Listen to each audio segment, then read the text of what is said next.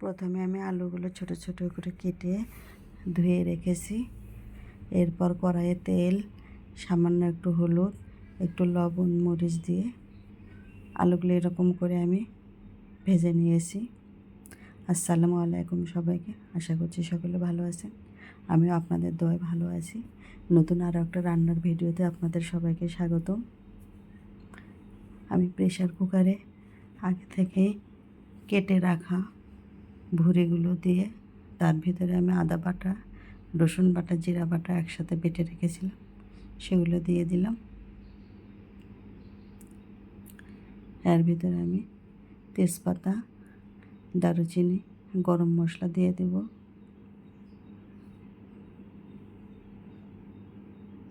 এরপরে লবণ, হলুদ, পেঁয়াজে কাটা, রসুন, কাঁচামরিচ কাটা একবারে এর সাথে আমি এখন দিয়ে দেব।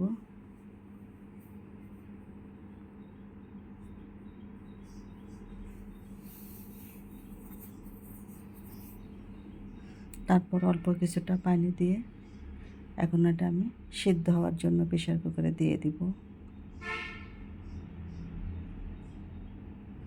আমার ভিডিওতে আপনারা বিভিন্ন ধরনের সাউন্ড পেয়ে থাকেন, সেজন্য আমি আন্তরিকভাবে দুঃখিত। আমার বাসাটা একেবারে রাস্তার উপর, এই জন্য আমার ভয়েস দেওয়ার সময় সাউন্ড চলে যায়।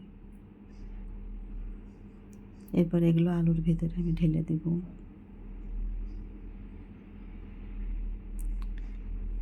ঢেলে দিয়ে আমি রান্না করব। যারা আমার রান্না দেখেন তারা নিশ্চয়ই জানেন যে আমি তেলটা খুব কম পরিমাণে খাই।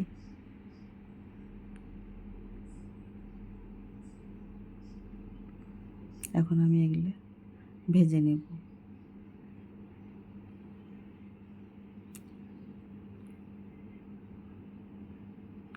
এর সাথে আমি অল্প কিছুটা তেলও অ্যাড করে দিব, সয়াবিন তেল। আমার ভুঁড়িতে যেগুলো তেল থাকে সেগুলো আমি উঠিয়ে ফেলে দিই।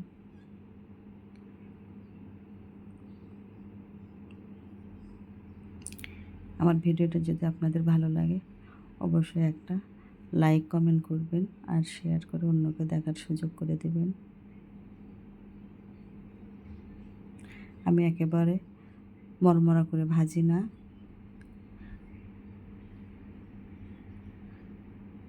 একটু নরম নরমে থাকবে আমার রান্নাটা।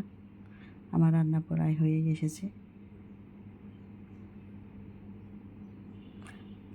আজ এ পর্যন্তই, আগামী ভিডিওতে আবার দেখা হবে। সে পর্যন্ত সকলে ভালো থাকবেন, সুস্থ থাকবেন। আমার পরিবারের জন্য দোয়া করবেন। আমি আপনাদের সকলের জন্য দোয়া করব। আল্লাহ হাফেজ।